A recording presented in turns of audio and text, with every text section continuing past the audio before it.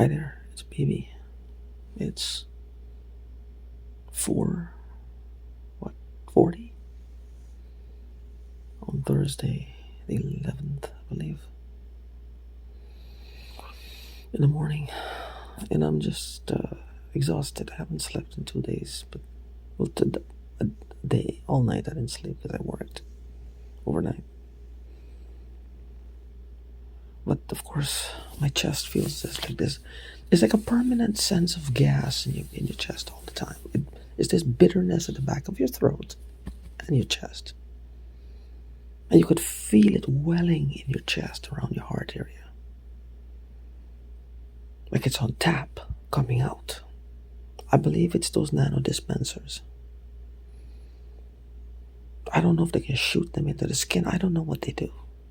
They just, like I said, this is a dangerous time we're living in for people with assets they don't know they have, or inheritances they fail to collect.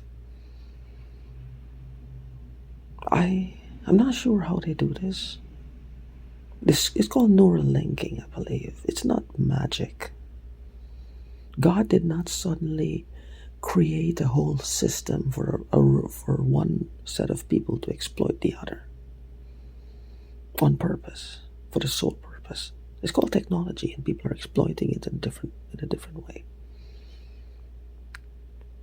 Most things that end up being detrimental, including technology, were once created for advancement or for the benefit of humankind, to benefit them in one way, to aid them, for some people, to aid other people. See my face, how it looks? Like it's tore up, like I've been binging. It's all hanging, drooping. It's been swollen. That's why. When it swells, it comes back and it starts to droop all over. This happens from day to day, and then 2 days from now I'll feel a little better. But they've been hitting me pretty hard for the past few days. Yesterday I thought I was going to have a heart attack. I thought this was it. I've been overweight my whole life. One of them is saying it's because I'm overweight. This is their excuse. You will find that most of us have something in common. Something that got worse after they started hitting us. And they're going to keep reminding us. That's what the problem is. They're going to keep reminding us. Now, this is technology. And suddenly, it's not like, again, not a race, like a group of people suddenly become raging psychics. Like God suddenly created them. They're raging psychics with the ability to torment other people. First of all, if they were, they would be too busy trying to cash in on the actual ability itself to have some kind of fame. Because these people, to go to this extreme length, to do this to us, to off us, it means that they want some notoriety. They want some fame. They want to be noticed. They want to be placed on the map. These people are not psychic. No, there are people who are psychic, because the Bible does speak of psychics. It mentions psychics, which means that they do exist. And they can hook themselves up to psychics because they want to see what the psychics see. They want to see it. They want to pinpoint what is causing them to have that second sight, that extrasensory perception. They want to pinpoint it because they're being clever, while they're damaging our body because they want the psychic too.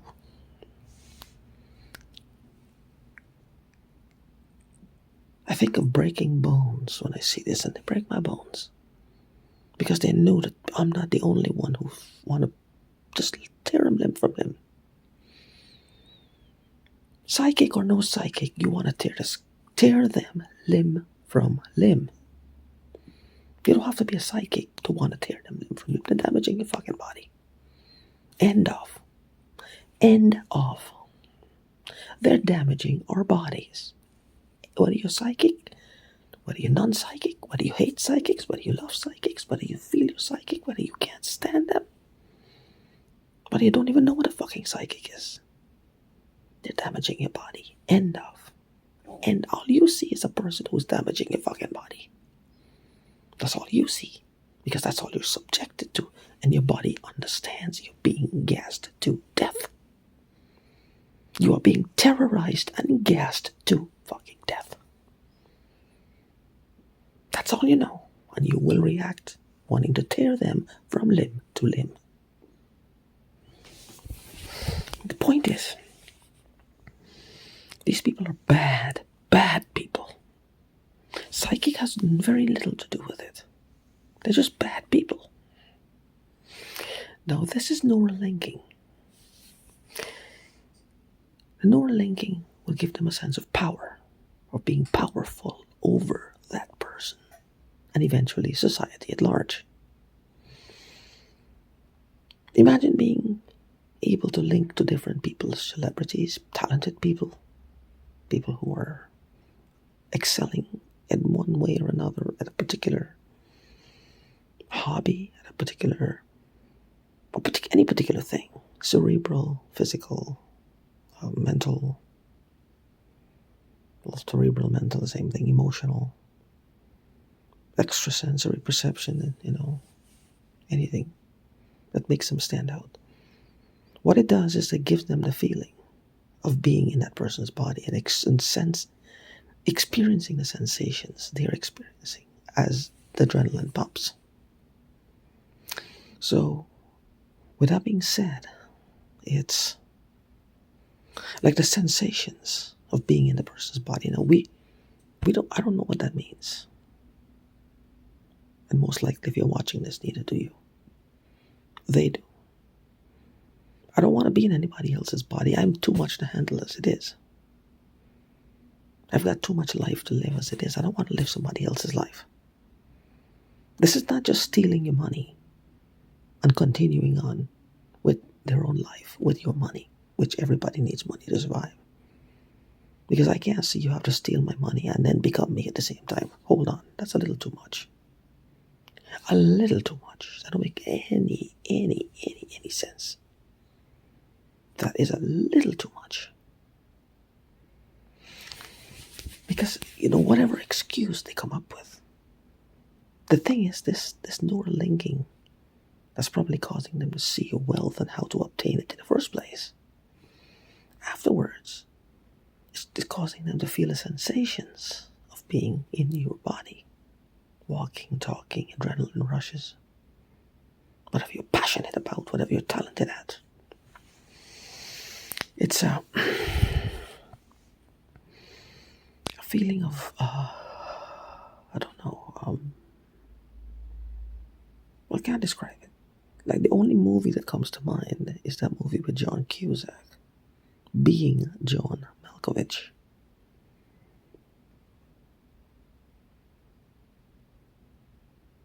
Being John Malkovich. It's not quite the same way, but it feels like it to them. I guess if you sit down and focus on the person, it becomes that way. It becomes that way. I've been obsessed before. I've never experienced that. I've never, ever. I don't even know what it is. Much less to begin to understand what that would feel like. I never wanted to become the people I've experienced. I've experienced. I've been obsessed with. We all become obsessed with someone at some point in time. That's a given fact. Even if it's just mildly, some people more profoundly. A lover, a mentor, somebody. Some people go for celebrities, somebody. I say obsession, it is not always a bad thing, but to feel like this person is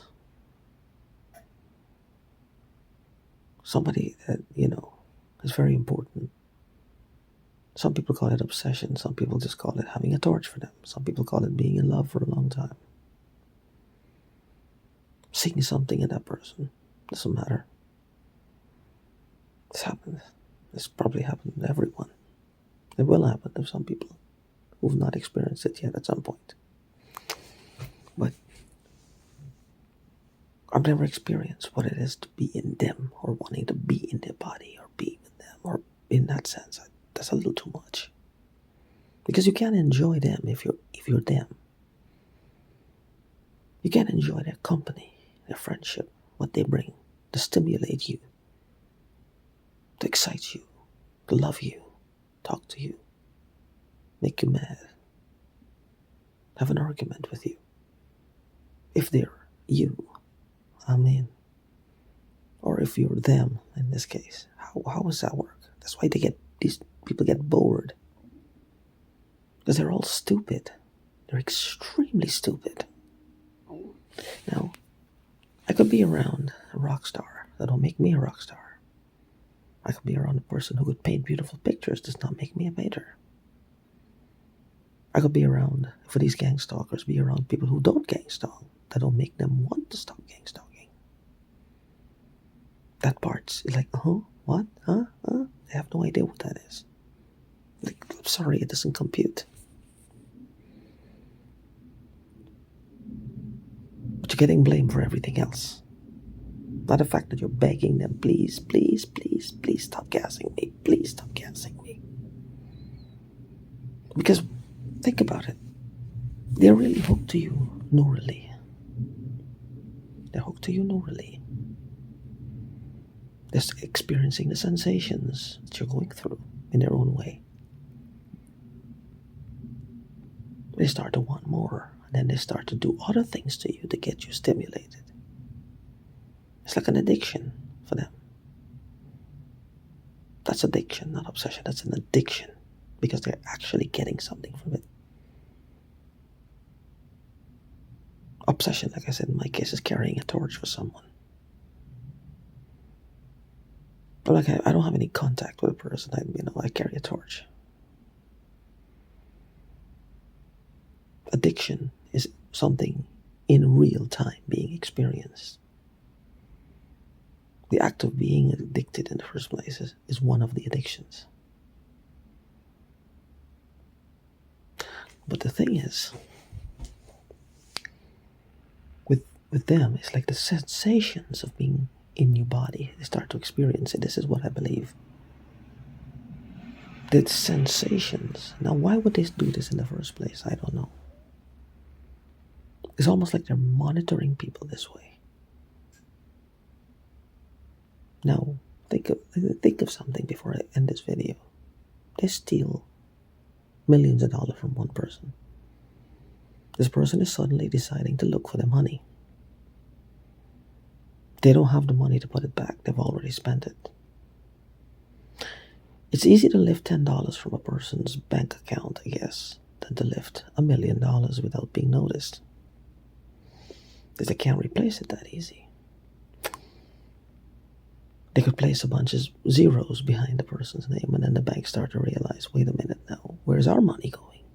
The person decides to buy a house or do something that requires transference of cash or zeros. The bank is realizing something is wrong here, because people will notice it. No matter how smart you think you are, you're dealing with other people. They're going to notice it eventually. Something is off here. That somebody is messing with the ones and zeros. Well, the thing is, what do you think they're going to do? That they start to notice this person is starting to look for their money. They're going to try to find a way to deter them. This is where the actual physical part of the gang stalking comes into play. Crawling in your crawl spaces, drugging you, messing with you, having you focus on anything until they kill you eventually. To make sure, one, they don't get caught, and two, they keep what they stole. Because it usually turns out to be somebody who knows you behind it. End of. A random stranger would steal, and they're gone. They don't give a shit anymore. The less they have to do with you or make themselves believe you didn't even exist is better off. It's usually somebody who knows you, wants you to be monitored.